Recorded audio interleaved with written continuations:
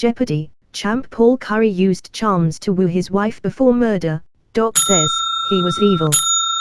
The murder of Linda Kincaid is being explored on Oxygen's true crime docu-series titled Charmed to Death. When Mary Siebold learned that her best friend of 20 years passed away, she instantly suspected the husband. The tragic California case is being chronicled on Oxygen's true crime docu-series titled Charmed to Death, which follows the stories of criminals who use manipulation to lure unsuspecting victims into romantic relationships, resulting in horrific deaths.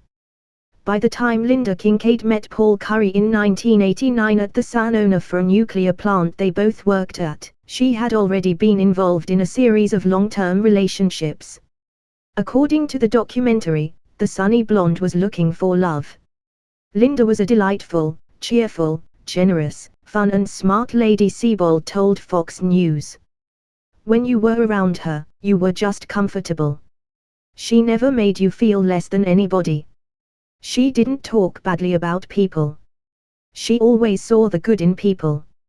She was always reluctant to say bad things about people.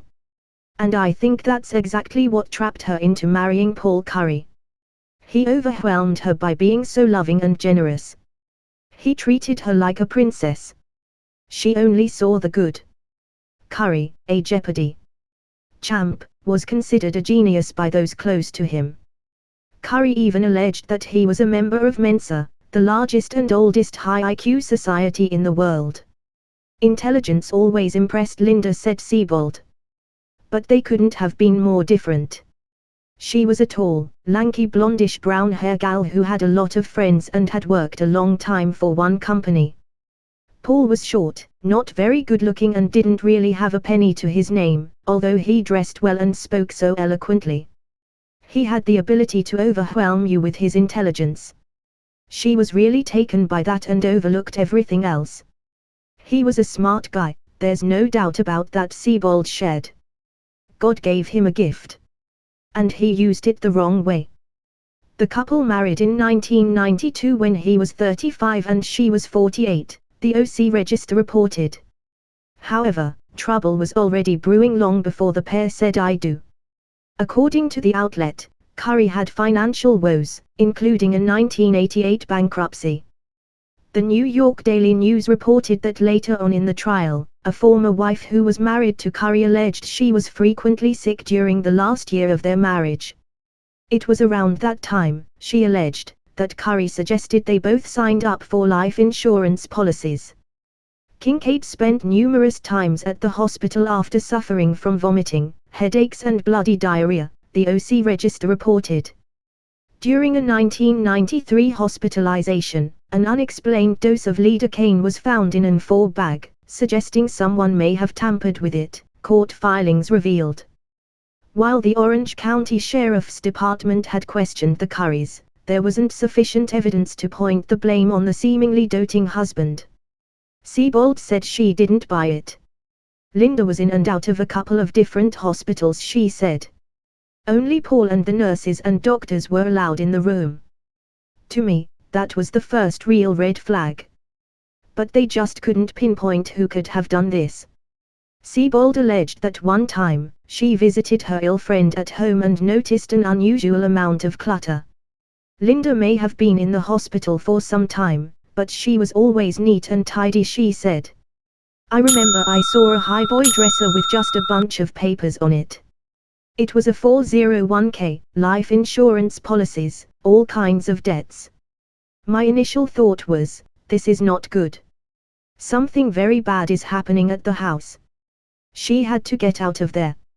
I remember she became very, very sick after Paul made this grand dinner for her with these wonderful-looking, exotic salad dressings, Siebold continued. She was very appreciative of this wonderful dinner for her. And while she was enjoying this meal, he drew a hot bath just for her. He said, "It's waiting just for you. I just want you to sit back and relax." And then she was hospitalized. It didn't make sense. Poison came to my mind immediately, especially after I saw all those papers.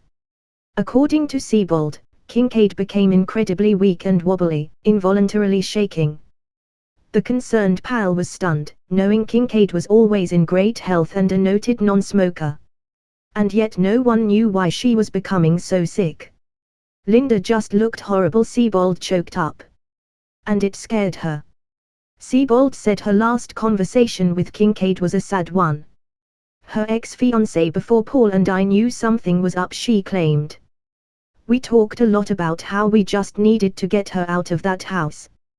We were trying to put our money together and pay for an apartment down in Orange County where she would escape and still go to work. At one point, I had her totally convinced that she should leave the house. But then the next day, she calls me. She says, I can't leave. I just can't think Paul would do anything to me. He's a good husband. I'm going to stay. I mean, the best friend versus the husband, who do you think is going to win? She just didn't want to think Paul was trying to do anything to her, said Sebald. So I said, Linda, I love you. You're my sister. But I've got to step away from you. I can't be so frustrated and not be able to do anything. If you can't leave this house, I've got to back away from you. And I did. And then one day, she was gone. Kincaid passed away in 1994 at age 50.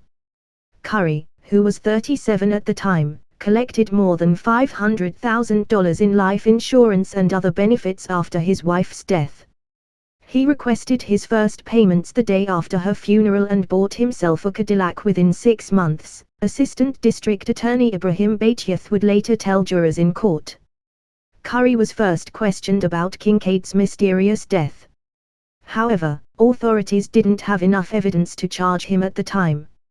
It wouldn't be until 2007 when a refreshed investigation yielded a new scientific report that, according to Orange County prosecutors, showed Curry gave his wife a fatal dose of nicotine. Curry's public defender, Lisa Kopelman, argued that Kincaid had serious health issues, including gastrointestinal problems, 4 years before her death. The nicotine found in her system could have been taken as a treatment for those issues because it can be used as medicine for irritable bowel syndrome, she noted.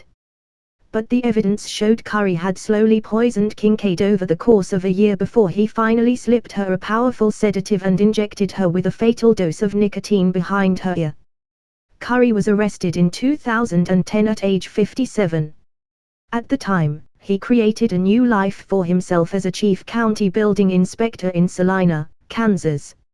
In 2014, he was found guilty of first-degree murder. Curry was sentenced to life in prison without parole, the OC Register reported. Justice was ultimately served, but it took too long, said Sebald. I don't know if Linda's pride overcame her, but Paul was the bad guy in the house and she wouldn't leave. When I see her again someday, the first thing I'm going to say is why? Why did you stay? Today, Sebald hopes the documentary will warn people in relationships to look out for red flags and not ignore them. There are bad people out there, she said. There are too many wolves in sheep's clothing. That's exactly what Linda ran into. She met a man who promised to make her life complete. And she just fell for it. He was evil. But bad things can happen to perfectly good people. We just need to be aware of that.